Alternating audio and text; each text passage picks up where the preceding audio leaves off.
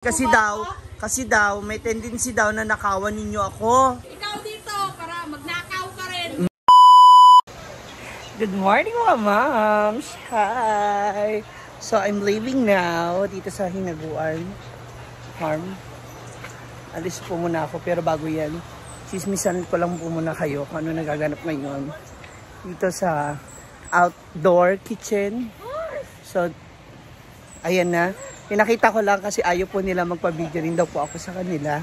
So, I'm going to my store. Kasi ayaw po nila na magpa-share ng video.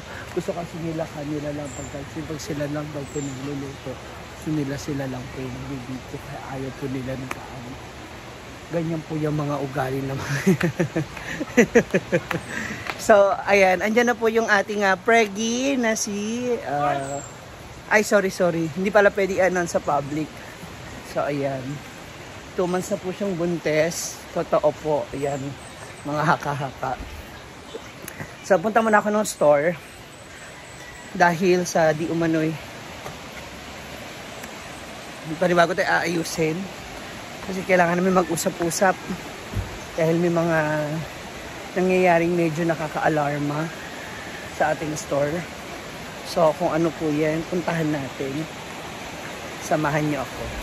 Tawid na naman ako ng tulay. Hey! Ano ba na?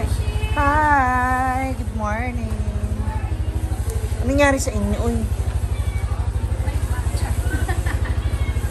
Ha? Ano nangyari?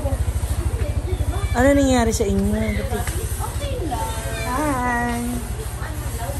Uy! Ano ba nangyayari sa inyo? Ha? Ayaw nila akong kausapin. So mamaya nila kami mag-uusap pagkatapos ng duty. Pag nakabenta na kami and all that. So dito na tayo. Nako. Sa mga nagsasabi, hindi rin kasi ako nagpupunta rito. Sabi nung matanda ba dun sa comment section, ano ba yan? Ano, may negosyo tapos lagi nandyan sa farm. Hindi raw tutukan kasi daw may tendency daw na nakawan ninyo ako. Nakawan palagi. Sabi nung nag-comment, hindi mo binabantay, dapat maging ano ka kasi pera yan, ganyan-ganyan, baka nakawang ka ng mga kakuha mo. Diba? Eh di sana hindi yan lahat lagi. Hindi, tsaka dapat hindi lahat may laman. Ninakaw pa namin. Ikaw dito, para magnakaw ka rin. Diba? Ayan, nagalit na tuloy sila. Galit talaga ako kasi ako na nahirapan yung market. Ayan. Nahirapan ako sa pag-market. Kaya sabi ko sa kanila, ay, hindi ko talaga maisip eh. Kasi siya po, simula nag-start kami dito, meron ka ng 5 baboy. Imagine. So, sino magsasabing nagnanakaw siya sa akin? Ilan na yung baboy mo? Isa yung baboy mo. Nabiik. Next year, ganito. Sabay ako. Sige. Ha? Magbigay ka ng ano? Pampakain lang. Hindi naman kasi sila aalagaan. Hindi mo naman paliliguan, di ba? Hindi mo ipaghehel eh. Di ba? Uy, paliliguan mo naman. Parang bibi kasi yung baboy. Di ba? Parang bibi magod ang baboy ba? Next year, hako ako mga 4. Yaw. Ganyan sila. Tapos si Ate Vivian, yung kanyang pong mother, meron silang bagong nakuhang sasakyan. Ano sinasabi ninyo na nakawan nila ako? Ito nakakaloka. Si Dayan, ang aming Alocart girl. Yan, mga ilots yan. Hindi, ito nakakaloka. Nabili niya yung bagong lupa sa katabi. Yung katabi ng bahay niya. Nabili na pala niya. Buhan. Nabili. Napundar namin sa pagnanakaw yung Kaya wag kayong kasi tingnan nyo naman lahat ng tray namin may laman. Yung iba nga wala nang takip eh. Kasi nga, inuuwi nila. Okay na? Palaging may laman. Charang! Actually, ako pa nga may utang. Ano yan? Reserve? Diba? Ang dami na nagpa-reserve agad ng ulam. Ayan po. Dami na nagpa-reserve ng ulam kaagad. Sino ba yan? Baka kaya na yung natin dito yan. Sige mo na. Nakita niyo ba yung comment? Sabi ko, ano ba yan? May business ka, tapos lagi ka nandyan sa farm, hindi mo tutukan yung negosyo mo. Sabi ko, sandali lang. Nagpupunta naman ako once in a while. Di ba? Tsaka, wala kaming sasakot. hindi, alam mo kung saan ako napikon? Yung kayo yung ninanakawan niyo raw ako. Wala na kung kami natitinda. Wala na kung kami Di ba? nanakawan namin po. Sa totoo lang. Kasi, hi sir! Uy, grabe ka, nagpayat ka na. Hindi man. Oo. Lumaki yan yung chug of me. Ikaw nga nagagawa mo mag-tuck-in, ako hindi. Visit.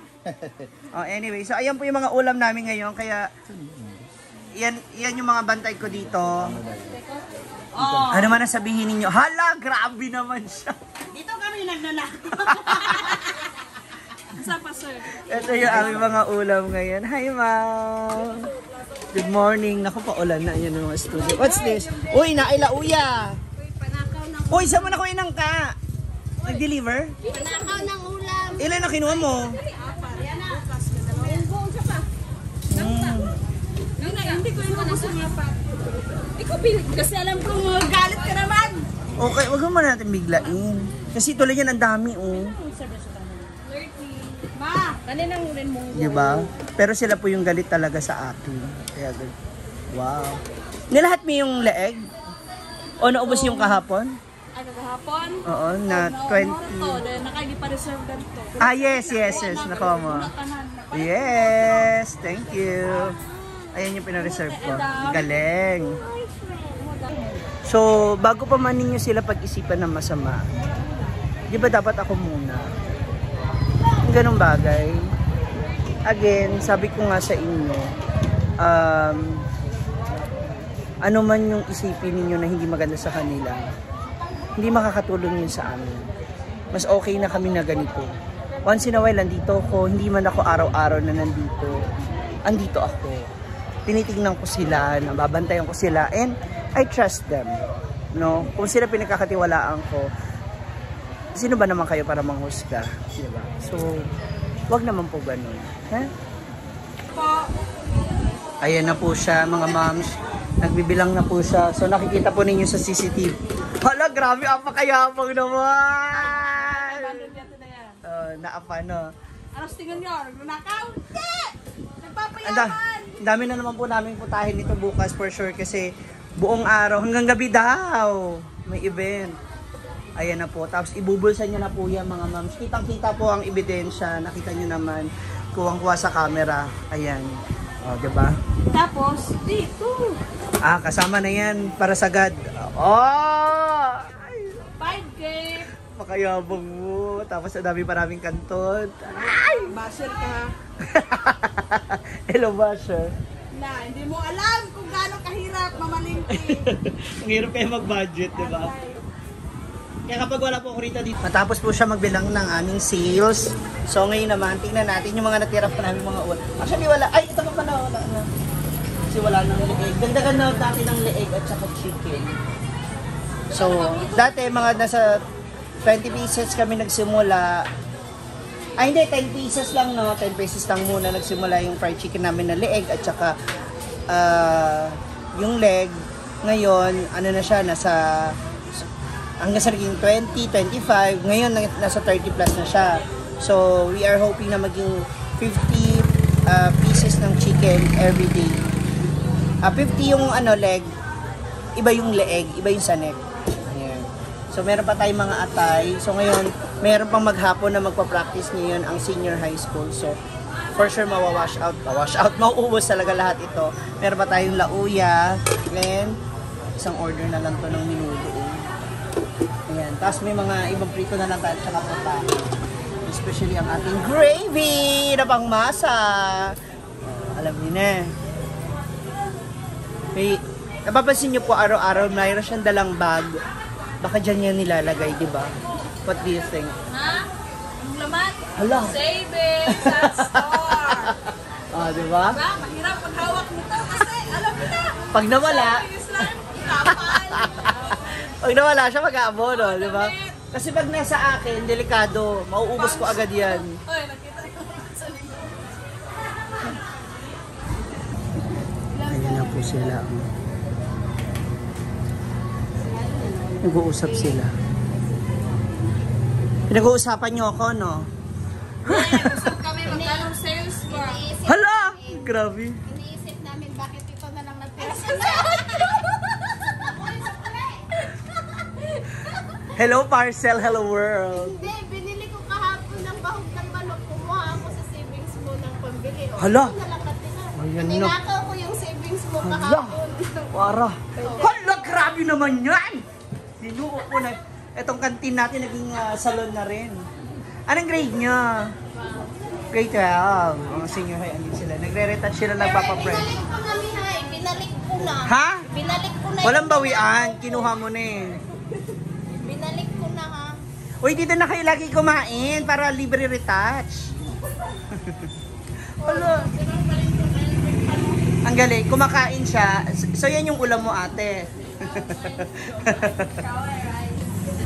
Alam niyo kung gaano ko kayo kalab. So, from now on, hindi, sa isang araw, required kayo. Wala kayong sasawarin kapag hindi kayo nakalimang soft drink sa isang araw. Patayin mo naman kami, Ma'am Si. Wala ka nang... Wala ka din, milkshake. Hindi ako nag-soft drinks.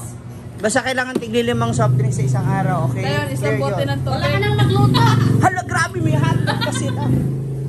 Oh, di ba? Only hotdog. Kala mo hindi talaga nakakapag-hotdog gabi-gabi. Sana all. Ay, andito na pala. Oh, di ba? Tapos, ayan po yung, ayan yung bago nila. Oh, Amara, lumabang ka. Yan yung kanilang bagong sasakyan. Oh, di ba? Bagong bili po yan. Ganyan. Uy, yung 500 ko ba pang market yun? Hala. So, na lang sa akin. Nagkakaturoan na. Bahala kayo dyan. So, ito na mga moms. Nako, this is safe. Nakabukas na naman ang CR. Sabihin na naman nila. Hindi ko mga panuhong. Hindi magbalik din tayo kaagad. Ano ka rito? So, ito na po mga moms ha. Hindi ka makabalik. Nung mga nag-start tayo, mga unang buwan natin, mga halos na sa... Wow, guys. Bukas na naman ito yung CR. Baka may mag-react na naman sa... Uy, malinis naman yan, no? Malinis pa kapag nanakaw. So, yung ano po natin, yung aming mga sales sa mga unang buwan, mga nasa 2 plus, 3 plus, mga ganun. Uy, first, 2,000. 3. Di ba? 2 plus, plus 3,000. Sa akin, nasa mga 700 to 800. Malakas na yung 900 to 1K. 900. Correct. May to 3 ba? So ngayon, si a la carte, umaabot na yung kanyang sales ng Mahina na yung 1K. Ganun. ngayon. So 1, ibig sabihin, Malakas na yung mga 1K. lumalaki yung demands. No, maraming nadadagdagan ng mga customer, floor. And sa aming tindahan, ako pa yung... Wow, 5K! Paglamdam kayo, ba? Parang titigil. Oo. Hindi, nabigay ko na. Balik. 200. Aw. Ewan ko na nawat. So, Defensive na kami, oy. so ngayon, umaabot na kami sa aming karinderya, umaabot na kami talaga ng 4,000 and above. O, diba, partida kasi meron pa tayong ibang mga ulam dyan. So, dagdag pa yan sa sales namin ngayong araw na to. Kaya, kayo guys, kung niisip niyo yung mga ganun sa kanila, ako nga hindi ko magawang maisip yun kahit alam ko may bago silang sasakyan, may mga bago silang alagang hayop, may bago siyang lupa na nabili. Ang ganda ng lupa! Ang ganda na nabili niyang lupa. Gusto ko nga dun tumira, kaya hindi ako kasya. Pasok lang pala yun nabili mo. So anyway, so yun, maganda ay nag-i-improve din talaga yung ano namin, yung aming mga sales and yung aming mga paninda nadadagdagan. Though yung iba sa inyo, baka iisip, yan na naman yung ulam, palagi na lang ganyan ang ulam. Mga moms, kung alam nyo lang, ang mga tao dito, yun at yun din ang hinahanap nilang ulam. Pag wala yung ganito, hinahanap nila. That's right. Kailangan pag naggawa ka ng isang recipe, kailangan Make sure na talagang wow. Yes. Tapos kailangan, ano tawag doon? Araw-araw Meron ka. Kasi hahanapin yun. Correct. Kaya kami, okay na okay talaga kami, no? Anyway, it's your opinion, yun yung suggestion nyo. Yung kaya lang, syempre, minsan, masarap din sagutin. Pero sana wag niyo isipin masama ang ugali ko dahil pumatol ako sa mga comment nyo. Sa bagay. Masama talaga ugali ko kasi biruin nyo ha, libre sila sa lahat ng pagkain. Kahit anong beses, anong oras sila uminom ng soft drinks o ng kape, bahala kayo. Minimum ng 5 nga dapat 5 soft drinks sa isang araw. Diba? Kaysa naman siguro sa pagmumukha na. Anyway, so ayan na mga mamsyang, everything is clear, everything is okay. Legit, confirmed, totoo, 100%. May nakukupit sila. Marami. So, sobrang laki ng ano yun, sobrang laking tulong and thankful ako sa mga ginagawa nila. Hindi nyo na alam. Nakuha ko yung sweldo nga. Actually, yung sweldo nga po nila, nagdidemand na po si Michelle na gawin po siyang 700 ano. Oo. With overtime yan Isa pa to, yung nanay na to. Biruin mo ha, papasok po siya minsan hanggang alas 10 kasi may zumba siya. Tapos ang gusto niyang sahod niya is 500. With overtime. With overtime yan. Undertime pala. So again, thank you so much mga moms sa panonood, sa pagmamarites sa amin. Ituloy nyo lang yan para makabili na kami ng aming kapatid sa store. See ya!